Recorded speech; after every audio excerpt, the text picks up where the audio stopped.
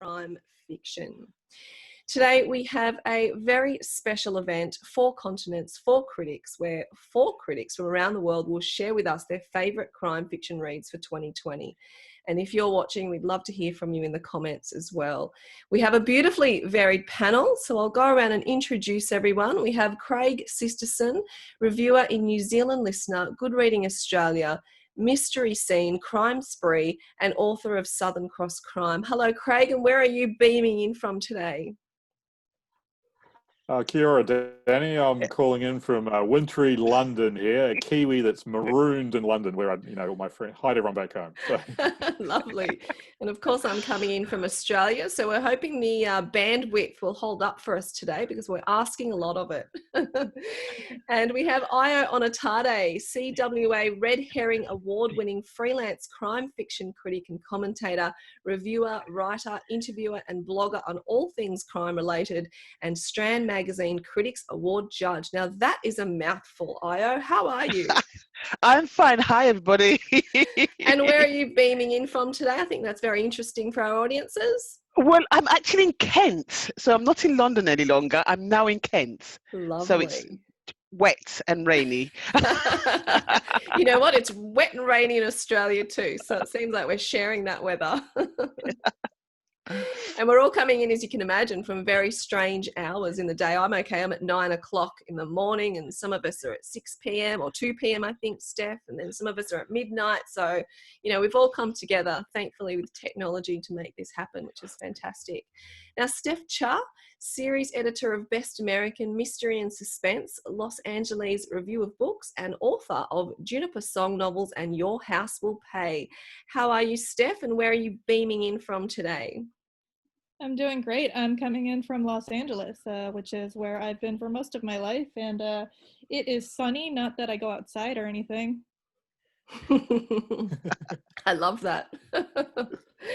And Sonja Van Der Westhausen, reviewer for print and online publications in South Africa and UK, and contributor on Crime Fiction Lover.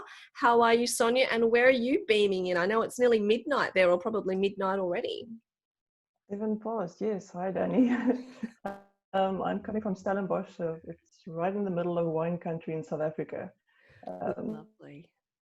So, yeah, looking good here, summer, so we're not complaining. I love that. And I love, that we're all coming in from different places and we're all having this shared love of crime fiction. And we're going to talk a lot about that today. Now, I just wanted to ask a question before we go really deep dive into your favorite reads for 2020, because we are coming from various places. I wanted to ask, from your part of the world, what is specific or special to the crime fiction genre in your context? Sonja, what do you think? Oh dear. You're putting me on the spot here. I think, considering South Africa's crime rate, and I mean, we all know it's a problem, crime fiction is basically, it has a different focus. The focus in South African crime fiction is more leaning towards not the murders as such and the violent aspect of it, but rather the justice that's been served at the end of it. Because we like to believe that somewhere there will be justice and criminals will be convicted, because it generally takes a while in South Africa for that to happen. So I think in terms of that, crime fiction gives us a little bit of hope as well. Wow, that's really interesting. Yeah. I thought that was a really interesting question to ask you, because I'm sure in a way they're all the same, that hope and justice, but I think in some contexts there might be things that are a little bit more specific. What about you, Steph? Well, I just looked over my picks of books that I wanted to talk about today, and almost all of them are American, and the one exception has an American protagonist. I feel like American crime fiction does have a bit of a dominating effect on English language crime fiction across the world. So it's interesting for me to be on this panel, because I hope some of you all balance me out. But I tend to think about crime fiction in American terms, and so what it's interesting to me is that America is like a lot of countries, America is built on a history of crime. It exists because of large-scale crimes done to like massive groups of people over centuries. And, you know, a lot of the crime that we see in present-day U.S. can be traced to that history. And so I find all that very interesting, and kind of the ways that that what we see just going on outside our doors creeps into our crime fiction, and the ways that it doesn't. I find both of those things kind of interesting. Yeah, I found that really intriguing as well. Io, what about you?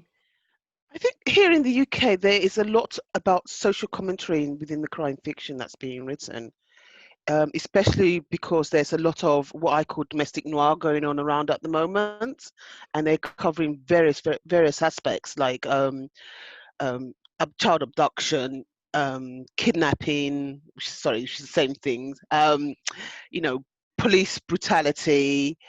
But then also, again, with a lot of the police procedures going on, they're also looking into things like what's happening within the police.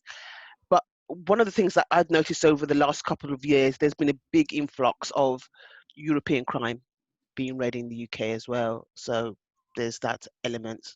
You've got lots of Scandi crime going on, and French and Italian. So there's a big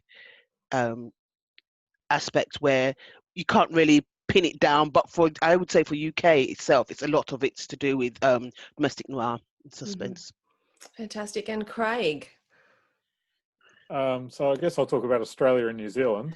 I'm here in the UK at the moment, but to cover the continents. And Australia and New Zealand crime fiction, it's really interesting because it's been around since the birth of crime writing. The biggest selling crime novel of the 19th century was written by a New Zealander and set in Melbourne, which not everyone knows. The Mystery of a Handsome Cab by Fergus Hume, who was a New Zealander who wanted to be a playwright. And of course, Ngaio Marsh, one of the four queens of crime of the Golden Age, was a New Zealander as well, though not everyone knows that because she set most of her books in Britain. So we have a long tradition of crime writing in Australia and New Zealand, though obviously it's come a lot more to the fore in recent years. We've seen the success of many authors, Michael Rebotham, Jane Harper, Peter Temple, Paul Cleave, Van der Simon, lots of others coming to the fore. And I think the thing that I love about it is the breadth and diversity of crime writing in Australia and New Zealand. There's a sense that there's a lot of outback rural stuff, and that's a big part of Australia and also New Zealand with its wilderness, the elements and the nature that's close to us even in the cities. But we have such a huge varied range of crime, from historical crime fiction to urban tales set in cities as well. And I just love the variety that's coming there with a sense of humour as well. So. Yeah, that's absolutely true. Well, let's get straight into it because we don't want to run out of time. I mean, we've already, I could probably talk to you guys for hours, but what we'll do is we'll just have a look at your favourite reads from where you are. I know you've put together an amazing collection. I'm really looking forward to actually, because I'm a bit like, you know, when Steph said she's really entrenched in sort of the US crime, I've been the same, you know, probably as Craig, reading a lot of Australian and New Zealand crime fiction. So I'd be really interested to go outside of that as well, and really interested because of what you've said about what can be specific, you know, to your context in that, and that really intrigues me. So let's go around the group, and so we all sort of talk about the same amount of books in the time that we have, because I know all of us are very passionate about this. We'll go book for book, I think, and we'll just keep going around like a panel. And obviously comment when, you know, if you want to contribute something as well. So Steph, can we start with you? What's your one of your picks for 2020?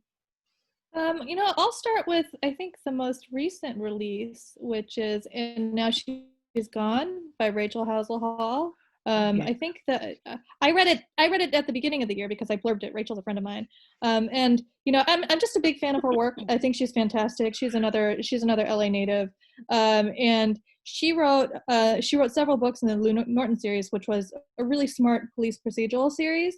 But this is her first private investigator novel, which, you know, and that's really more my speed, to be honest. Like I wrote 3 private investigator novels. I really love that tradition, especially in LA. And so I was really curious what she was going to do with it. And the book that she came up with has this really fantastic protagonist, who's this woman who has some secrets that like affect the way that she deals with her client. And, you know, it has such a like sparkling voice and so much warmth and humor. while also being like very thrilling, and often goes to like some pretty dark places. But Rachel House Hall, she's a great writer, and it's just such a vibrant book that I hope that we see more from this PI. Sounds wonderful. I've Sonja. heard lots of good things about that book from critics I trust. So that's one to put on the list. It's going to add to be read lists are going to be very, very big after this. Yeah. Sonja, what about you? What's your first one? I don't know if it's just me or if it's lockdown, but this has been quite a year for good crime fiction.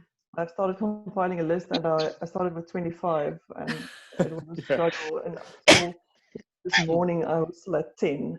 So, but one thing I did notice about all the novels that I selected is they all have a very strong sense of place, and they all have a little bit of dark humor in them. So I'm not sure if this is a reflection of the situation we're in at the moment. We need to escape and we need to laugh a little bit, even if in crime fiction that's not generally a thing. But the type of novels I've selected are really, they have just that little bit of dark, wry humor, which balances out the violence very well for me. So my first choice is, I'll say the obvious one first, and it's on everyone's list, so that's why I'm picking it first, and that's Ragnar Jonason's The Mist. I've seen it everywhere, but I mean, it deserves to be there. This is the final one in the series, the Hidden Iceland series, if I'm correct, and it deals with Hulda. And what's interesting about this is it has all the elements of a Nordic noir, but I mean, he's basically, if you're interested in Nordic noir, Ragnar is like your gateway drug to Nordic noir. If you start reading him, I mean, you're hooked. So that's what I was saying is what makes him different is the books. It's a trilogy, so basically we start at the end of her career and we work backwards. So in effect, the book can be read from both sides, which is very clever. And I think he uses this brilliantly. I'm still not sure how he did it, but it's a great book. That's amazing. And I love how you said the gateway drug to Nordic crime. I'm in. Definitely. Fantastic. Absolutely. It sounds amazing. Io, what's your first pick? Well, I'm sure Craig is going to know what I'm going to say. My first pick is going to be Blacktop Wasteland by S.A. Cosby. I was actually really, really lucky. I got to meet him, I think it was 2 years ago in Florida. And as soon as he started talking about the book, I kept on thinking to myself, I've got to read this, I've got to read this, I've got to read this. And we became kind of like vaguely online friends, and then his UK publisher got in touch with me and we started talking about the book, and kind of like my eyes just lit up. I'm thinking, oh bloody hell, brilliant. But it's one of those books that just grips you by the teeth. It has got an incredibly good sense of place, and in some ways you've got two different characters in one person. You've got Bug and you've got Beauregard, and trying to, when you're reading it and you see how he's trying to keep his two lives separate, it's absolutely fascinating. And it's one of those books where I think that he has put a lot into it. There's a lot of Southern noir in it. And I just think for a debut novel, it just blew my socks off, and it was just absolutely brilliant. Craig, I don't know what more to say, really. I'm interested because you obviously read a lot of crime, and you hear a lot of authors talk about crime. When you were listening to him talk about it, what was it before you'd even opened the page that really got you? It was the fact that it was kind of like a dual story. Because on the one hand, you've got him as this father and trying to do the right thing with his life, and on the other hand, you've got Beauregard, who's this kind of like what's the thing? He was his getaway driver, and it was these two dual lives, and it just sounded so fascinating. And he was so enthusiastic about it, and it hadn't yet been published. He hadn't got a publisher, and it was one of those books you keep on thinking of, keeping your fingers crossed to say, I bloody well hope he gets a publisher, because this just sounds so fascinating. And he has had a lot of cheerleaders over this, and for very good reason. I love that. That's amazing. Craig, what's your first pick? Yeah, I had a sneaky suspicion. Both of us had a sneaky suspicion we were both going to talk about Sean's book first, My because it's goodness. outstanding.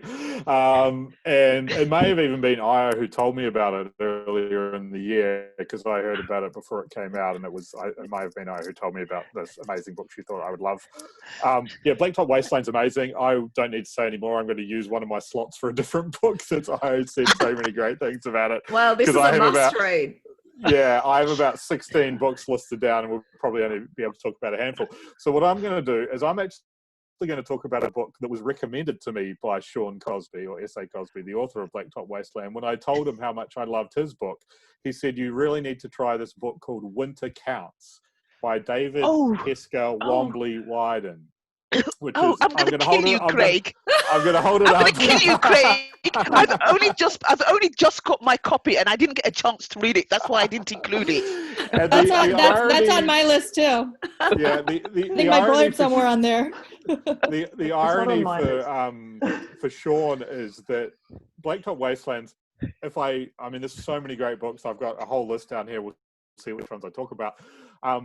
Blacktop Wasteland is kind of in pole position for if I had to pick a single book of the year for the entire year.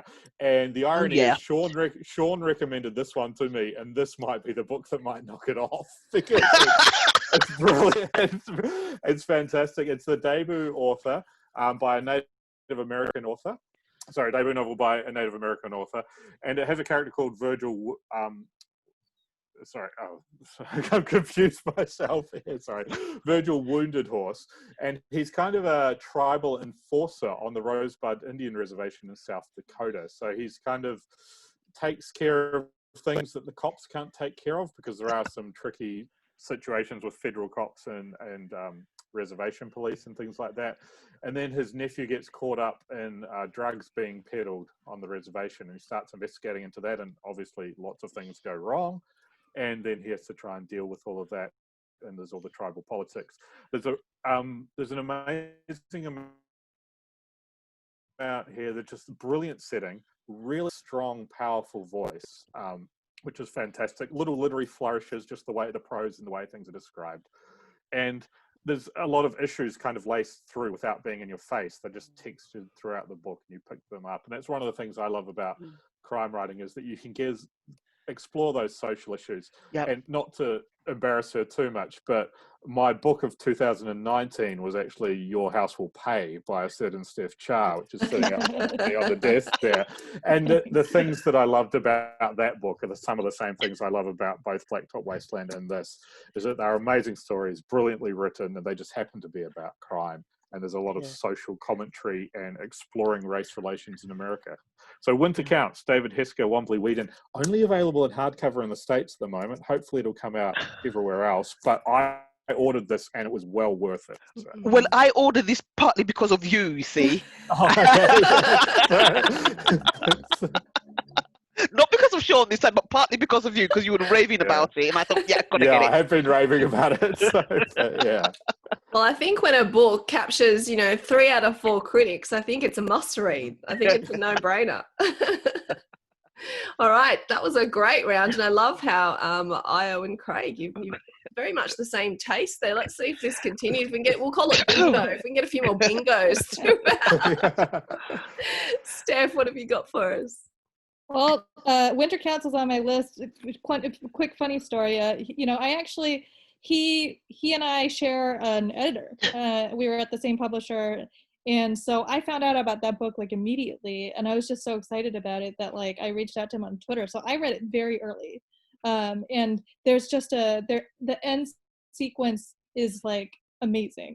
There's kind of like a set piece towards the end that I really like when I don't know. I like when the end is better than the beginning of a crime novel, and that's surprisingly not always true.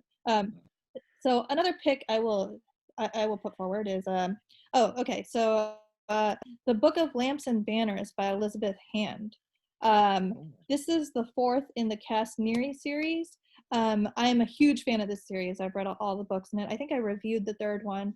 They all follow Casneri, who's this, she calls herself the ghost of punk.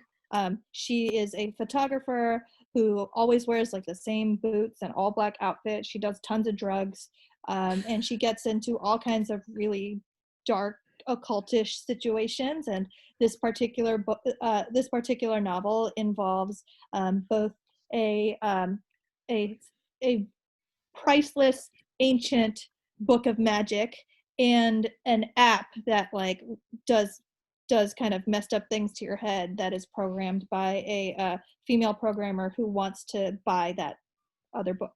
And it really like messes with you. And all of these books are just, they have this kind of visceral power. I mean, Elizabeth Hand, you know, she writes in several different genres, and she's just so good at writing these crime novels. And I just hope that the Casneri novels go on forever.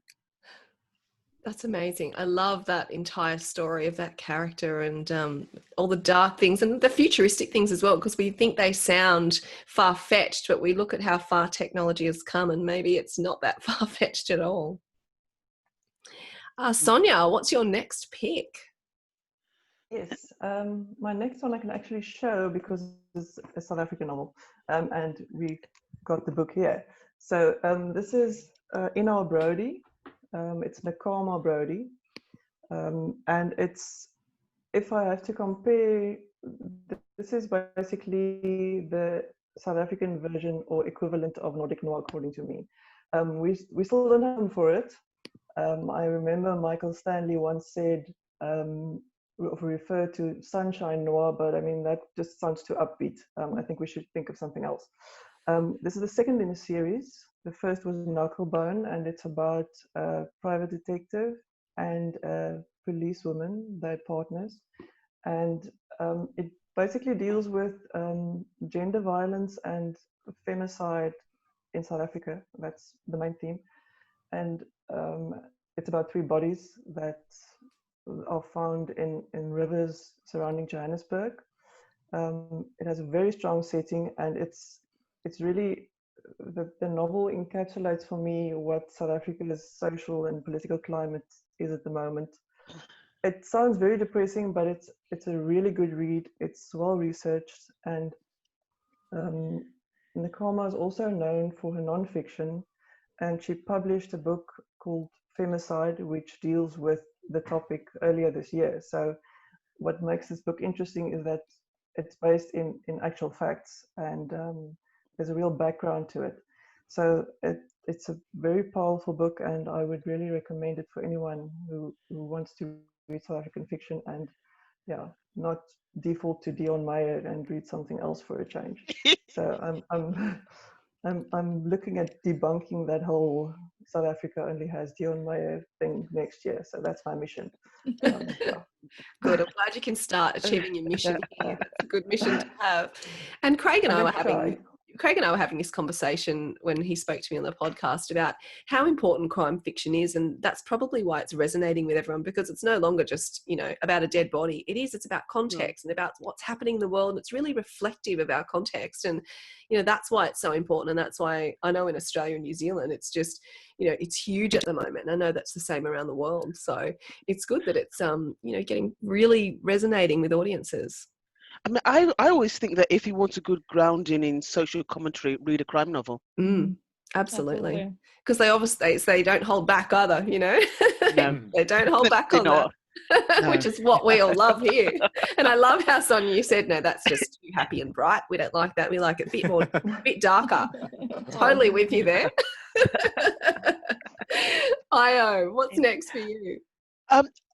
It was funny because when I was looking at my favourite reads this year, I suddenly realised I don't actually have a lot of UK authors on my list. And my next author is another American, but female this time. And it's Ivy Pochoda, These Women, which knocked my socks off, because it was we've got these interlinking stories about 5 women, and the way in which the story is written, it forces you to concentrate incredibly a lot, so that you don't get things mixed up, but it also tells these incredible stories about what's going on in these women's lives, and it is very, very, very feminist.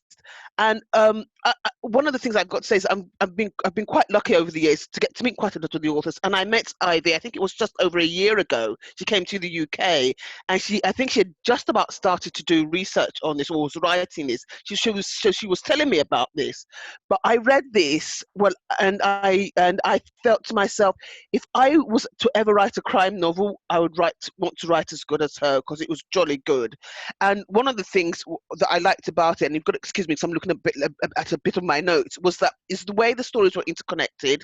It's the way in which all these women had so much stuff going on in their lives that at the end of it all, it makes you wonder, why on earth did they not get out of the situations that they found themselves in? So for me, These Women by Ivy Pagoda is one of the, I thought was absolutely brilliant. And that's 5 perspectives, Io? Yes, and they're all intertwined. Wow. There's kind of like one main story, but there's also 5 stories all going in together. Yeah. No, that does sound fascinating. Yeah. And I like how you said, you wonder how they can't get out of that situation, because we often do judge that from the outside. But Exactly. it's very different being in the situation, isn't it? Yes, definitely. So. Yeah, again, really important social commentary. Craig, what's your next one? Well, Ivy's a wonderful writer. I mean, all of us have probably got longer lists than we can talk to about books we've loved this year. And I imagine we've all got a little list of books that have been highly recommended to us by other people or critics we really trust have listed that we haven't got to. And that is right near the top of my other list of books I haven't read this year that I really want to. Because I loved her book, Wonder Valley, her previous one, which I thought was amazing, which I think Steph, along with Michael Connolly, may have actually been the authors I talked to who recommended Ivy to me. And so I read that last a year or 18 months ago. So so my next choice, and I am going to get to some Antipodean stuff. I do have some on my list, so don't worry. Really? But I'm actually going with someone who I just think is a brilliant writer that I kind of started reading a couple of years ago. And that's an Irish writer called Liz Nugent. And it's a book called Our Little Cruelties. And it's actually in the United States, for those there, it's actually published as Little Cruelties and has a different cover. It's red and stuff like that. Liz writes these amazing psychological thrillers about really disturbing and quite often quite foul people. It's kind of like the Tony Soprano effect from The Sopranos, where the person isn't particularly likable necessarily. In fact, they can be quite awful. But there's something compelling and fascinating about them, and she writes so well that you want to follow the story the whole way through. This is her 4th novel, and it's got a really cool setup at the start. There's 3 Irish brothers at a funeral. One is in a coffin. One of the other 2 may have put them there, or both, we don't know, or what's going on. And it starts from that, and then it tracks back, and a third of the book is told from the perspective of each of these 3 siblings. Wow. And they're all kind of messed up and awful in their own ways. One's a film producer who one was like a young rock star who then goes off the rails, and then there's the middle one who seems like the stable one, but we find out really wasn't either. And then it all intertwines together to what happened. And Liz is just a really masterful writer. She writes really well. She does so brilliantly at taking us into these worlds and these characters that we're pulled along despite kind of being put off or disturbed by the people at the same time. Just a really wonderful storyteller. And yeah, Our Little Cruelties by Liz Nugent. I would advise anyone to put that, or Little Cruelties if you're in the United States. It's just been released over there in the fall, so you can get it over there now too. And as you're talking about that, Craig, I'm looking at the comments on the event page, and people are loving this book. Excellent book. Love this book. So they're in complete agreement with you on that one. I like that. So hello. There's a lot of great Irish writers, and Liz is right up there, like world class, just amazing writer. So. And hello to all those people who are watching and talking about their favourite books and adding links to other crime groups on Facebook. And someone said they read Blacktop Wasteland, which is one of their favourite reads, and someone else is about to start Our Little Cruelties too. So everyone's on board with this, and we're increasing everyone's to be read list. It's Christmas, we can have a break, eat lots of food, and however you celebrate, pick up some of these books as well. Yeah, I'm really looking forward to Sonja's suggestion, because I've read quite a bit of South African crime fiction, not just Dion Meyer, but several other authors as well. Roger Smith, Karen Bernard, Irma Venter, and several others along the years. But that one sounds really interesting. That's a new to me South African author, so I'm looking forward to that. So. Fantastic. Steph, what have you got for us next? Well, These Women was definitely on my list. I love that book. Ivy's such a talented writer, and something that was cool about that book too is, you know, it's a take on a serial killer novel that has almost nothing to do with the serial killer, and I really like that. Yeah. So I will go with my Irish writer, Tana French, The Searcher. I mean, I reviewed that book. I have read all of her books, and I would say. It's neither my favorite nor my least favorite, but like I love all of her books. So I think like this one is definitely worth checking out. It has an American protagonist, and I think because I'm American, I missed the Irishness of the other books, but it's a superb book.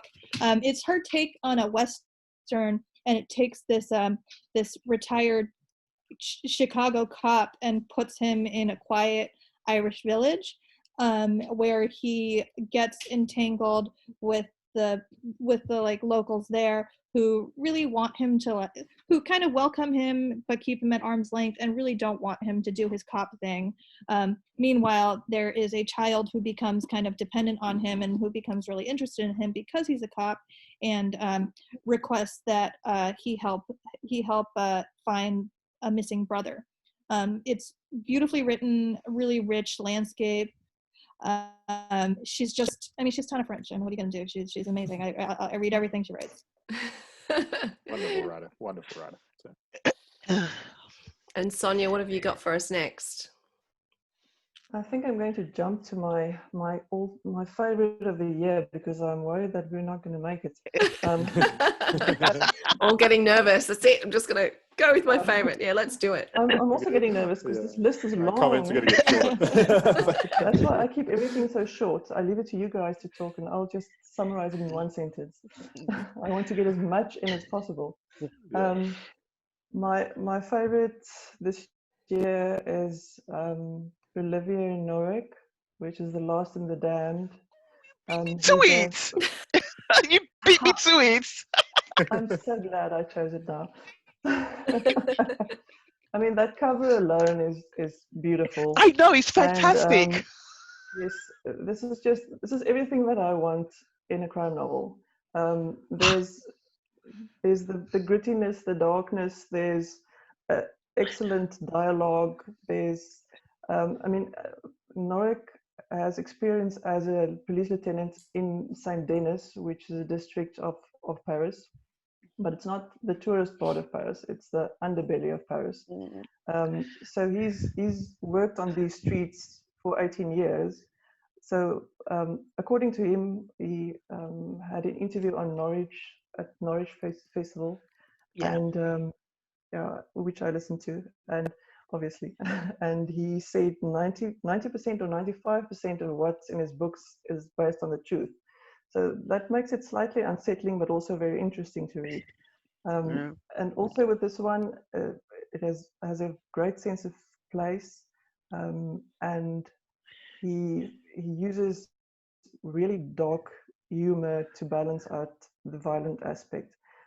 It does get graphic sometimes, but it's not difficult to read at all.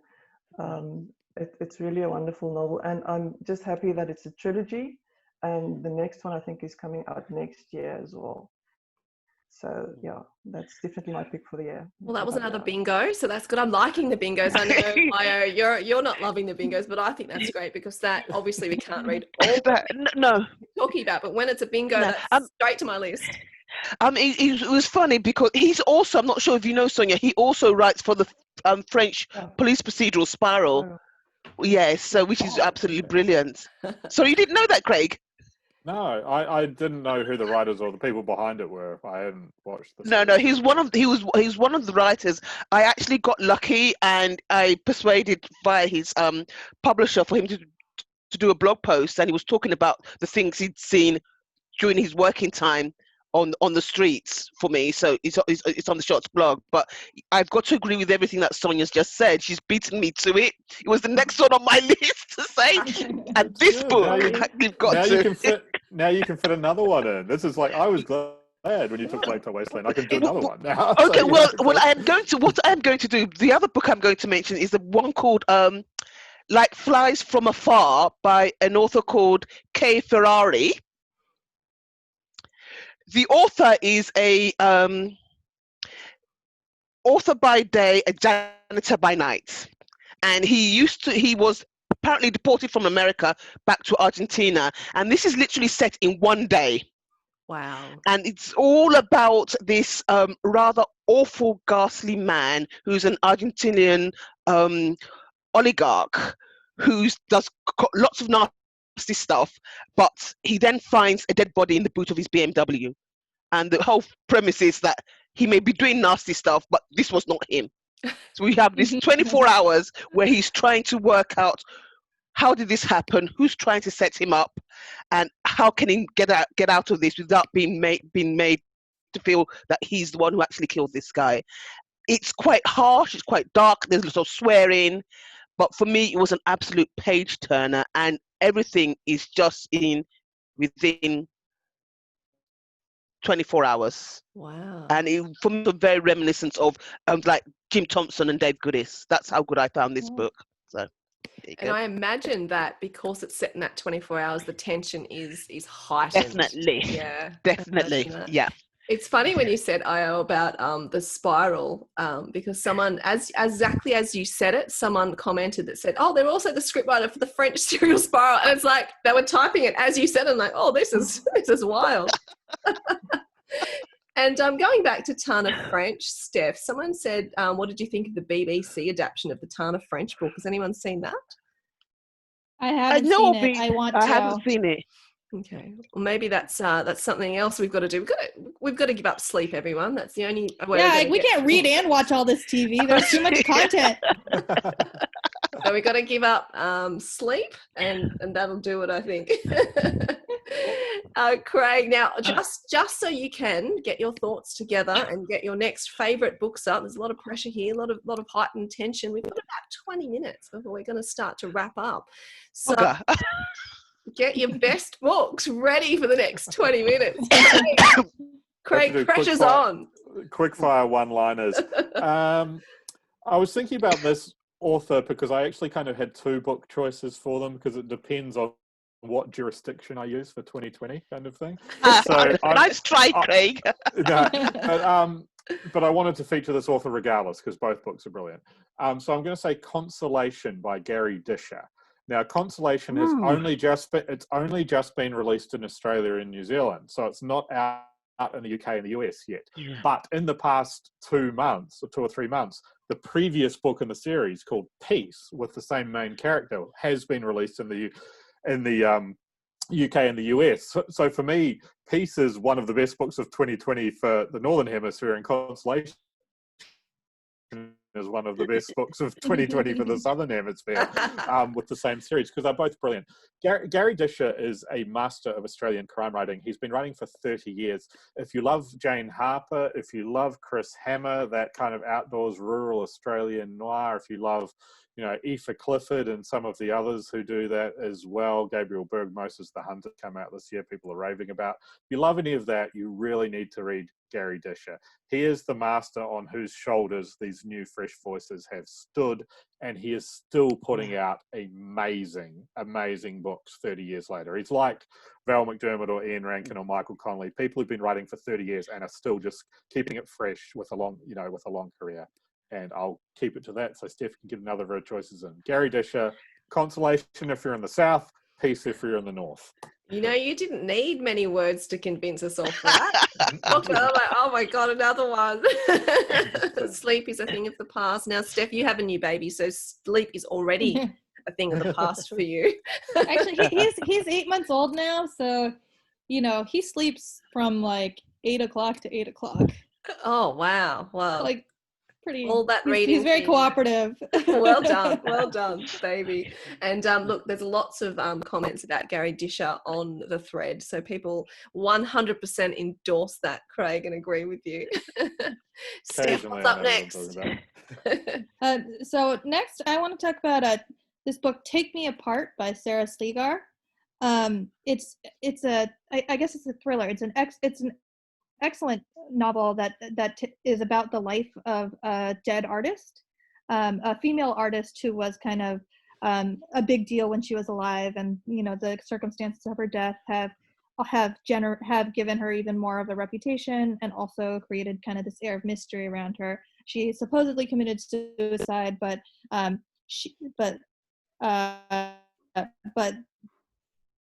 you know there are enough questions that that kind of become resolved over the course of the book. But it follows a young woman who has lost her job in the New York media world because of some sexual harassment and you know, social disgrace. And she moves to Northern California to live with her aunt and work for the son of this deceased artist.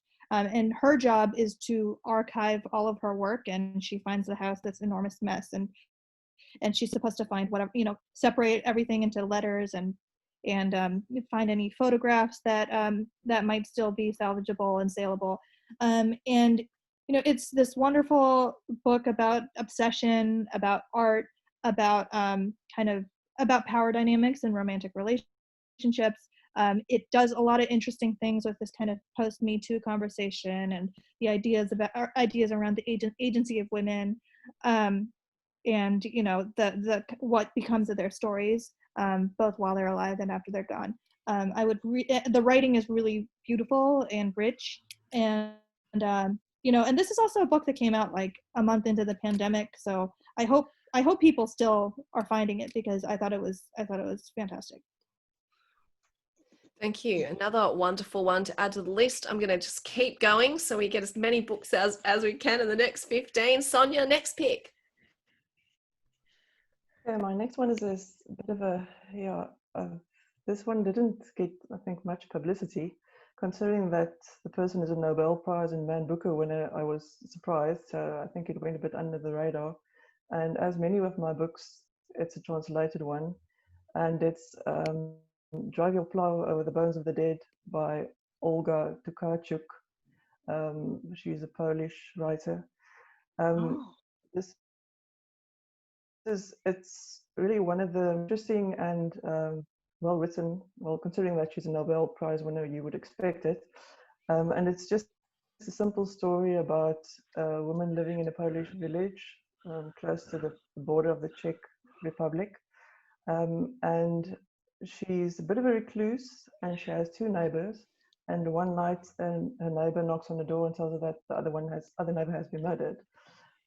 So the story is less about the murders than about the life in this village from Janina is our name, from her perspective. So it's colorful descriptions and narrative, and also the whole isolation in this village.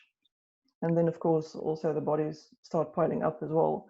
So it's really, it's just very different, but it's a very gripping and a very surprising novel with I know I hate saying this, but it is an unexpected ending. So it's did it for me. I really enjoyed it, and I think it should get a bit more attention as well. And I imagine an unexpected ending with the amount of books that we read collectively here. That's really pleasantly surprising.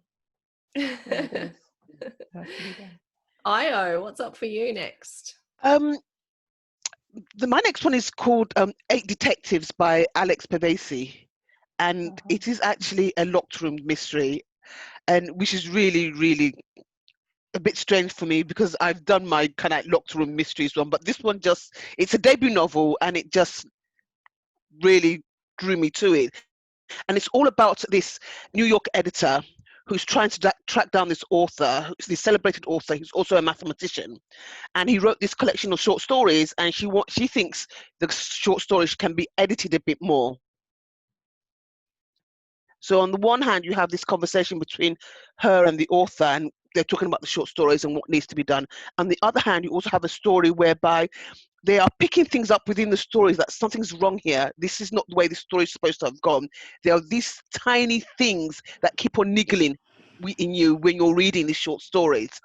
And it's interesting because it's also very reminiscent of Ronald Knox and those 10 rules of detective fiction, because in the short stories, what he's saying is that these rules aren't fair. They're not allowing you to write these stories properly. And for me, as for a debut novel, I thought, actually, this is incredibly good. It's your mixture of your locked room mystery and also something quite contemporary, which is one of the main reasons why I liked it so much. Cool. Fantastic. That sounds Craig. good. I'm going to go with 3/5 by John Virtue. I'm not sure if Steph's maybe read this one. I think it actually came out in the States in 2019, but Yeah, it's just come last out in the UK and Australia and New Zealand and everywhere this year, thanks to Bushwick and Vertigo. Brilliant book. It's a gut punch of a novel, for want of a better phrase. It's set in 1995 Pittsburgh. It's centered on a guy called Bobby Saraceno, who's a biracial black man who can pass for white. So he's been treated as if he's white his whole life, even though he's biracial, and he has a black father he never knew. And a friend of his comes out of prison, a friend from high school. They were both comic book geeks. They catch up. The friend's got all sorts of new tattoos that are a little bit disturbing and a new attitude. And then Bobby gets caught up as an accomplice accidentally in a hate crime. And so there's a whole lot about identity. There's a whole lot about race relations in the US.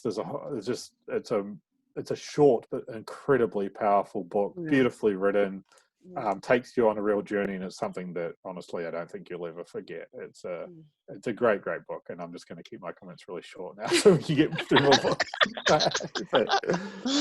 Well, look, it's about 10 minutes to go, so I reckon you've got a choice of whether you want to talk about one more book or you just want to list a bunch that you love with like a couple of words. I'm going to leave that completely.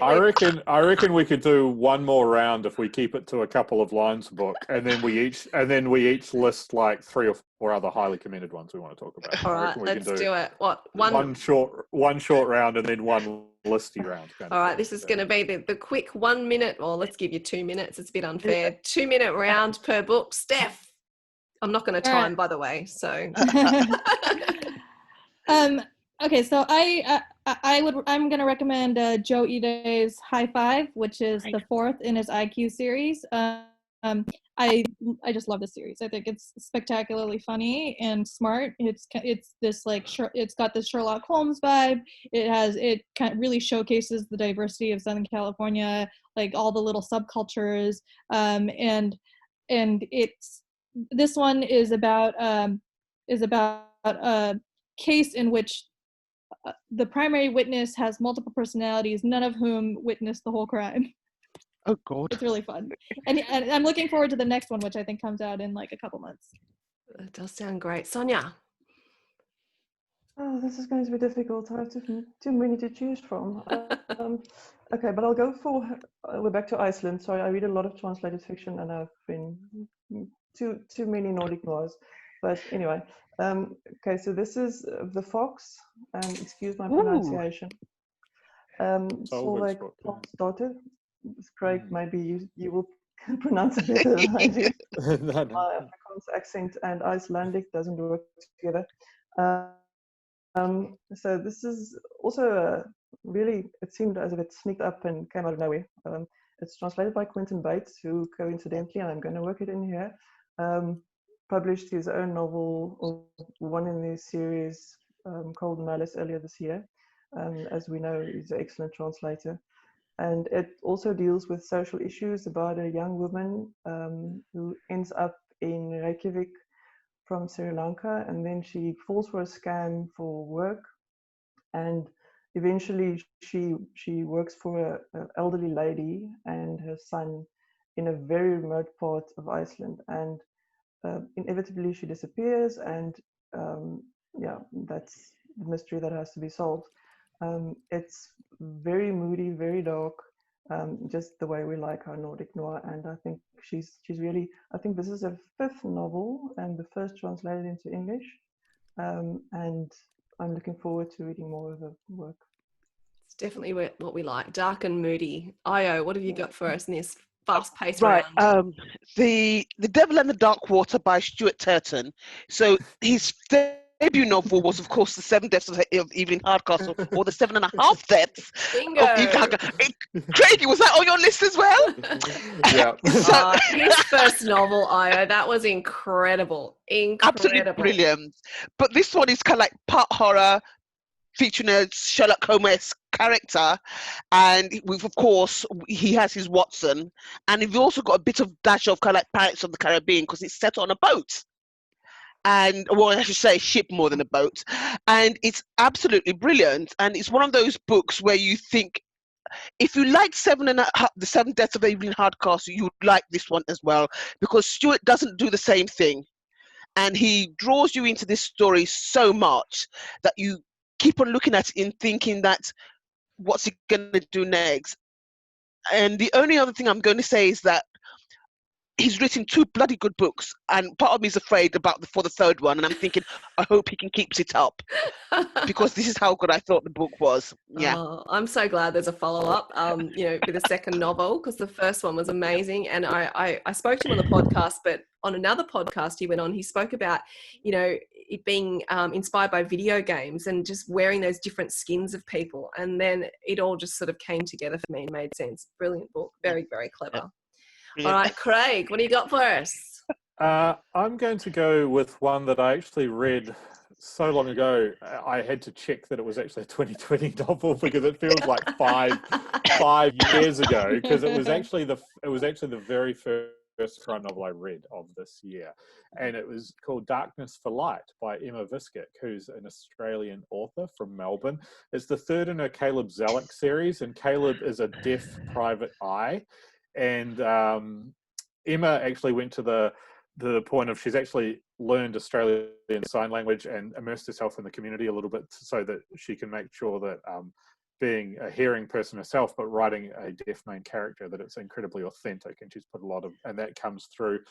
Caleb gets caught up, he's meeting a client, the client ends up getting murdered before he meets him, then someone he know's daughter gets kidnapped, all this stuff goes wrong. There's some really beautiful writing, there's some great crime, and there's also some really good stuff about Caleb struggling between the two worlds of the hearing community and the deaf community, and not necessarily being accepted in either, depending, because he hasn't always embraced his deafness in the way that some other deaf people do. So there's just a lot of really cool stuff going on about communities and things like that. A great book. Now I suggest we whip around and just do a little listy, highly commended listy. That's it. We've got a couple of minutes left, so I'm going to let you use this 1 minute you've got left each to do whatever you want with. So let's go, Steph. A few more books I like this year. Skin Deep by Sonja Wu. Santa Monica by Cassidy Lucas, Afterland by Lauren Bucas, Lost Hills by Lee Goldberg, and The Dark Corners of the Night by Meg Gardner. I've been reading tons of short stories. Actually, that's most of what I've been reading this year for Best American Mystery and Suspense, and a few good anthologies out of that. I really like the Akashic Noir series, and Alabama Noir I thought was particularly good this year. As was Tampa Bay. I also enjoyed the Nicotine Chronicles. That was a fun one. I think there was a couple of bingos in there. There was lots of nodding, so I think got a few more bingos in there. Sonja, throw to you. Final minute. Oh dear. Well, no one likes that. No, it's too much pressure. Walkover, Hinton Hollow, Death Trap is definitely one of mine. The Big Chill, Doug Johnston. Our Sorrow Murders by Riku Ondo. Otherwise, The Heights, Parker Bilal, I enjoyed quite a bit. Mexico Street by Simona Bocholt. I hope I pronounced that correctly. And then The Less Dead by Denise Miner is Ooh, that's yeah, my list. yeah, That was just yeah, one of the good ones. yeah. Fantastic. I love how there's so much agreement. Io, final minute. Well, I did have the Denise Miner on my list, but I'm also going for Same. Into the Fire by Greg Hurwitz. I'm a big Orphan X fan. Rules for Perfect Murder by Peter Swanson. The Law of Innocence by Michael Connolly, and Dirty South by John Connolly. Some Fantastic. great books there. Several from each of you, so that were on my list as well. So I'll fire through some. Yeah, Law of Innocence, Michael Connolly, Hinton Hollow, Death Trip. I would also say Betrayal by Lilia Sigurðardóttir, another Icelandic author, trained by Quentin Bates. Less Dead by Denise Miner, of course, brilliant book. I would also like to shout out for We Are All the Same in the Dark by Julia Heberlin, which is one that I would have a little bit more about. Really, really great book as well. And The Survivors by Jane Harper, 50-50 by Steve Kavanagh. And I'll leave it at that. Fantastic. Well, you've heard it here, everyone, from the experts right around the world, 4 critics, 4 continents. You've heard all the things you need to add to your Christmas list, or however you celebrate the end of the year. Stuff them into your stockings. And the most important part you'll need is probably to find the time to read all this content. But I think well worth it. And thank you all for being part of this wonderful live stream and podcast. And thank you so much for the people who are watching live and who will watch later on as well. That's the beauty with these live streams and podcasts. You can watch them now or you can watch them later, because I know where you are, Sonja, it must be about 1 a.m. now, and I know you've had a few coffees, so that's worked wonders. So I don't know if you'll be able to go to sleep now. I don't know if it worked. Buzzing. Might not have made sense. But it was so wonderful to hear that crime fiction is resonating and is more popular than ever with audiences around the globe. And we've talked about the reasons why. And it was wonderful to hear about all the great books across the 4 continents. And we'll get a list of all these books out on social media and on the podcast. So if you missed them or forgotten them, they'll be right there for you. And you can find Words and Nerds wherever you find your podcasts. And wherever you are, have a great weekend. However you celebrate the end of the year, do that well, and please stay safe with all the crazy things going on around the world. Stay inside and read a book, I reckon. Not a bad Good idea. Thank you, Craig, for having this brainchild. It was absolutely wonderful, wonderful idea. And thank you so much, Io, Sonja and Steph, for joining us around the world at whatever weird hour you are joining us in from. So thank you so much. Thank See you, you. everyone. Okay, live stream has ceased. So thank you. Right. That was amazing. It was always good. That was lovely. It was always going to be a rush. Yes. Thank you, everyone. So, I knew it was always going to be a rush. I was coin tossing between the Less Dead and Hinton Hollow Death Trip for the next one I was going to talk about as well between those two. So I was really glad that other people mentioned them too. It's interesting because we've got similar tastes in some books. I've just realized this as we've been talking. You know, especially you and I, Craig, and I hadn't realized how much that you and I have got similar tastes. Well, I mean, we've been on the NIOS judging panel together, and we interact a little. So I think if either of us sees the other one liking a book, we tend to try it as well. Is the thing that happens. But I was thinking that would happen with this, is that there would be some crossover. Like I kind of assumed that Blacktop Wasteland would be on a few people's lists. It's cropping up everywhere. But that we would also all bring a few different things, which would be great. So it'd be that nice mix of, oh yeah, 2 or 3 or 4 of us love that one. But then there'd be random books that only one of us said, which is really awesome. Exactly what happened. And if you don't mind emailing me a list of the books that you talked about. Good. Yeah. I'll put we them can with do the that now. podcast and I'll put them on social. I was trying to write them down. I'm like, forget it. Just keep No.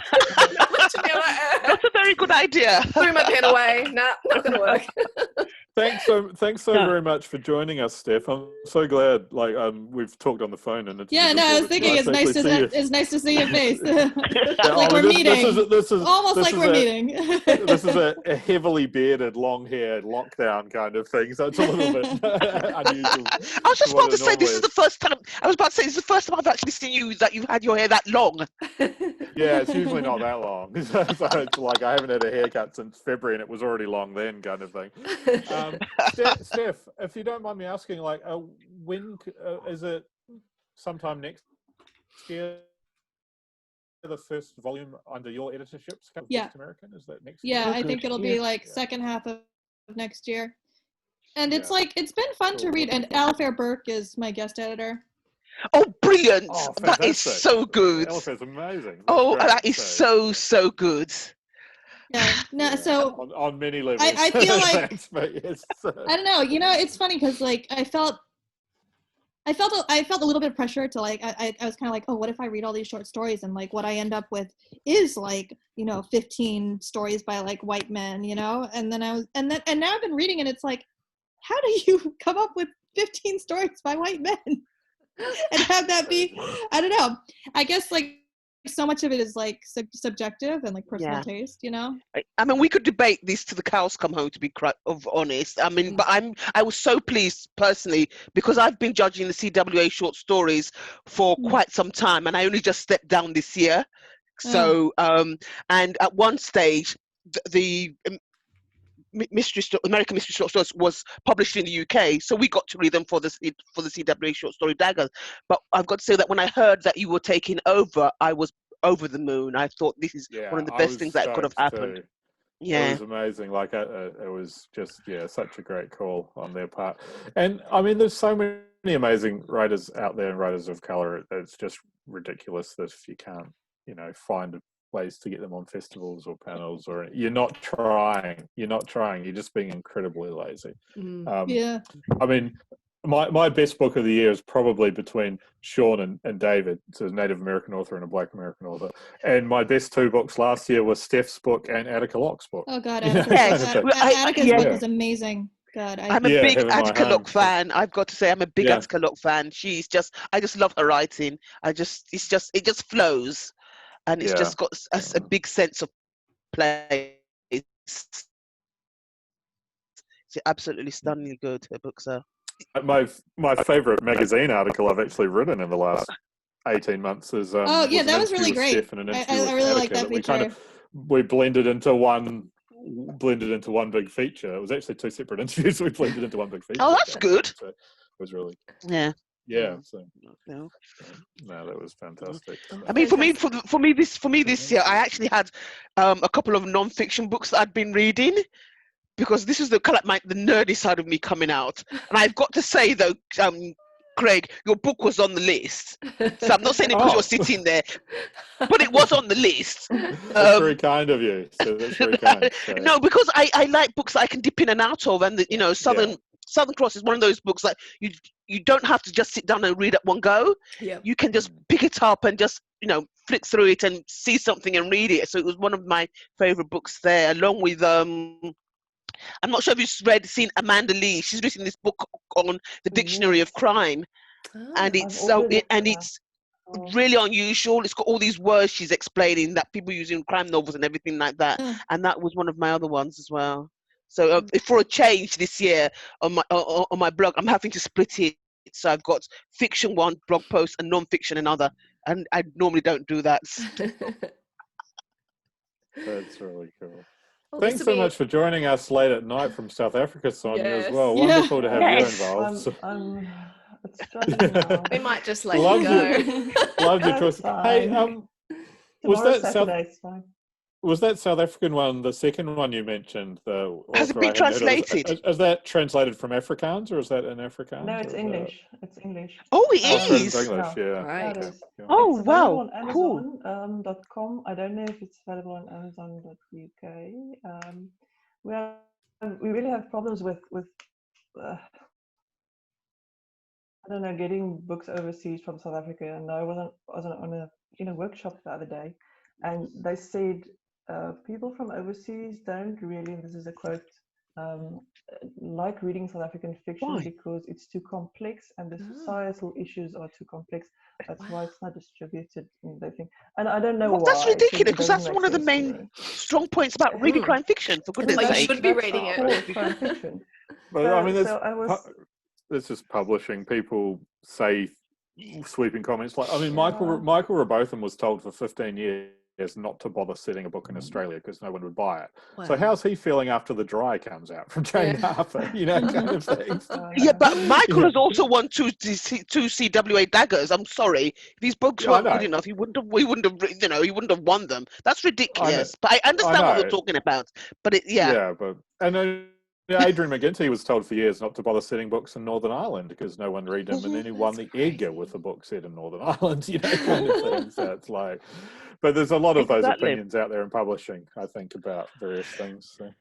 Yeah, I think that's why many South African authors go to overseas publishers, like Michael Stanley has signed Yeah. with Orinda. Yeah. Lauren Yeah. Vickers went from local publishers to UK and US publishers because she wasn't getting any exposure. And I mean, now books are widely read. So We used to have that with Australia and New Zealand. People and authors, and they didn't even have to be translated, you know, but there were authors that they were with Penguin or HarperCollins or Hachette. They were with massive big publishers, but they were just kind of geographically siloed in Australia and New Zealand.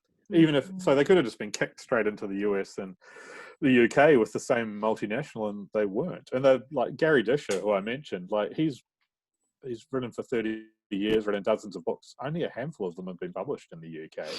He's won the German crime prize of being a bestseller in Germany. He's a Ned Kelly Lifetime Achievement Award winner, and fortunately, Viper Books have picked up the Hirsch series, so that's the last 3 books. Yeah. So they're the ones I mentioned. So. But no, it's tough. It's weird. Let's hope it changes. I'm just hoping maybe next year. I don't know. Let's try and do something from this side, and maybe we'll get some more South African novels out there at least.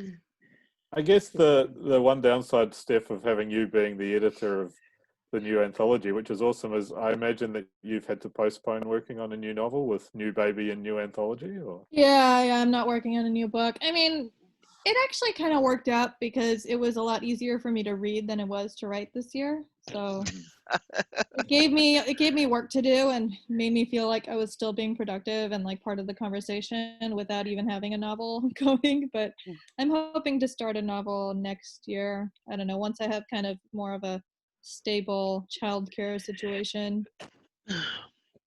so that's. No, I mean, that wasn't blowing smoke when I mentioned that. Like, honestly, your book is my book of 2019. Like, I've really appreciated all the support on it. You know, I mean, that like a lot of me went into that book, so I definitely appreciate it. Have you read that one, Dani? I'm not sure I if haven't. No, I haven't. No, it's definitely worth. I will need to though. Yeah, it's it is down in Australia and New Zealand because it's Faber here in the UK, and so that's distributed by Allen and Unwin in Australia and New Zealand, so you can get it down there. So it's really, really good. Yeah. Well, fabulous. Sonja, we'll let you go to bed. I'm awake till tomorrow morning. I think yeah. I'm oversleep. 8:45, I kicked my kids out of the house, so they're probably due back any moment.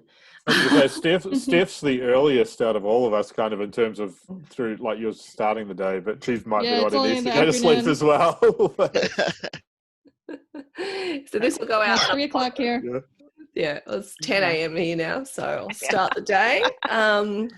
Thanks so much for hosting, Dani, and doing all the organising and the tech stuff. Yeah, that was a lot of fun. So I'll put it out in a podcast as well as the video will just stay where it is. So please let us know when it goes out on the podcast, because I know quite a number of people who do podcast stuff. So I'll do it. I'll put it on today sometime. Yeah.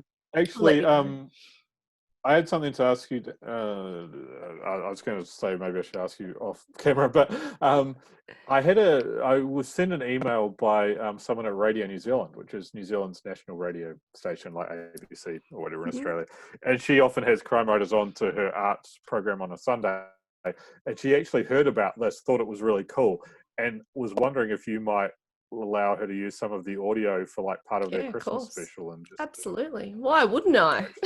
Broadcast it on national radio in New Zealand, kind of thing. Yeah, no, that sounds great. Chat to you about that later. Yeah, no worries, sounds good. Okay. Lovely to meet you all. Let's do it again next year. That would be fun. Please count me in. Excellent. Yeah, this is great. Okay, thank you so much. I'm gonna really go. Cool to see you all. Bye, I'll speak to you later. Bye. See, take care. Thanks. Bye. Thank you. Bye.